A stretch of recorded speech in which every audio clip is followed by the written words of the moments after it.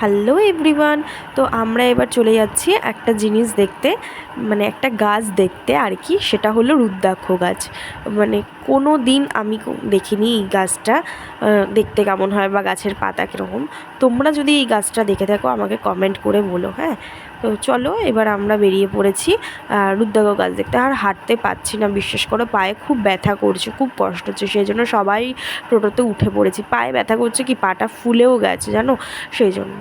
আর এখানে ফার্স্টে চলে এসেছি হচ্ছে এখানে রুদ্রাক্ষ বিক্রি করা হয়। শুধু রুদ্রাক্ষ না, প্লাস স্টোন, মানে যেগুলো অ্যাস্ট্রোলজার বা কুষ্টি বিচার করে দিচ্ছে, এসে দেখে এগুলো বিক্রি করা হচ্ছে। দেখো এখানে এগুলো আমাদের কিনতে বলছিল, তো আমরা দেখো না দেখিয়ে তো এইভাবে নেওয়া যায় না, ওই জন্য আমরা ভাবছি নেব না। কারণ মানে অ্যাস্ট্রোলজারকে না দেখিয়ে বা কুষ্টি বিচার না করে এগুলো নেওয়া উচিতও না, ঠিক আছে। আর আমাদের কেউই নিচ্ছে না, মানে নেবেও না বললো। ওরা বলছে কি না না এভাবে নেব না, আর এখানে প্রচুর দাম বলছে। আর এখানে দেখো ভোলানাথের মন্দিরটা কি সুন্দর, ভারী সুন্দর এই মন্দিরটা। আর যেটার কথা তোমাদেরকে এতক্ষণ ধরে বলছিলাম, রুদ্রাক্ষ গাছ, এই সেই রুদ্রাক্ষ গাছ। দেখো এখানটা মাটি, এখানটা আগে গাছটা ছিল, বাট কোনো একটা ঝড়ের কারণে গাছটা ভেঙে গেছে, আর সেখান থেকে পাতা গজায়নি, সেই জন্য। আর এই গাছটাকে প্রথম থেকেই পুজো করা হয় এখানে।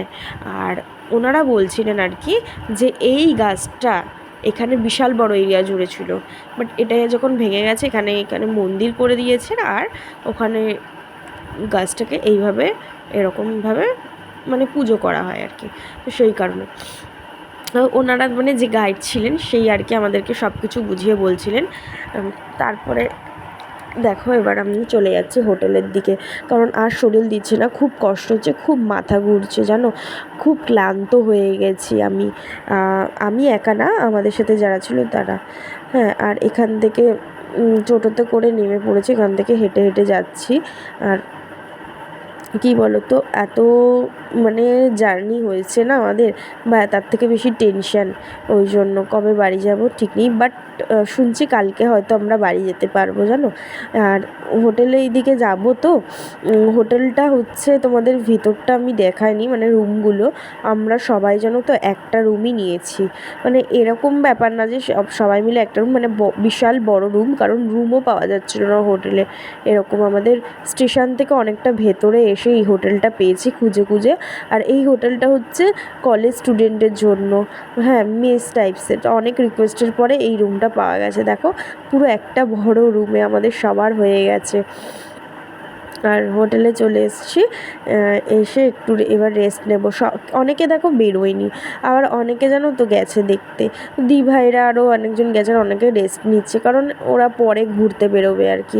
অনেকে সন্ধ্যা আরতি দেখতে পারে, যে যোগু দাদা যাচ্ছে দেখো সন্ধ্যা আরতি দেখতে, বাট আমি আর দেখলাম না, কারণ আমি হরিদ্বারের সন্ধ্যা আরতি দেখে নিয়েছি, আর ঋষিকেশের সন্ধ্যা আরতি দেখবো না। কিন্তু জানো তো, আমি শুনছি হরিদ্বারের থেকে বেশি ঋষিকেশে নাকি সুন্দর সন্ধ্যা আরতি হয়। কিন্তু সবথেকে ভালো সন্ধ্যা আরতি হয় আমি যেটা জানি বেনারসে, এইগুলোর থেকেও বেশি বেনারসে হয়। তো যাই হোক, ওগুলোতেও ভালো হয়, কিন্তু মেন তো বেনারসের যে গঙ্গা আরতি, সন্ধ্যা আরতি বলছি, গঙ্গা আরতি, ওটাই মেন, মানে ওটাই আমি ছোটোবেলা থেকে শুনে এসেছি। আর এদিকে দেখো আমি লুডো খেলতে বসে গেছি, এদের সাথে কী করবো, টাইম কাটছে না জানো তো, আমাকে খালি খেয়ে নিচ্ছে আর হারিয়ে দিচ্ছে।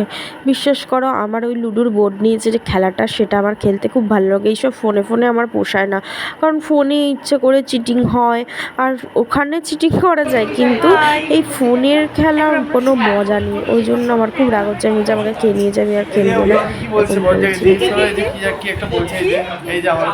কোথায় যাবে?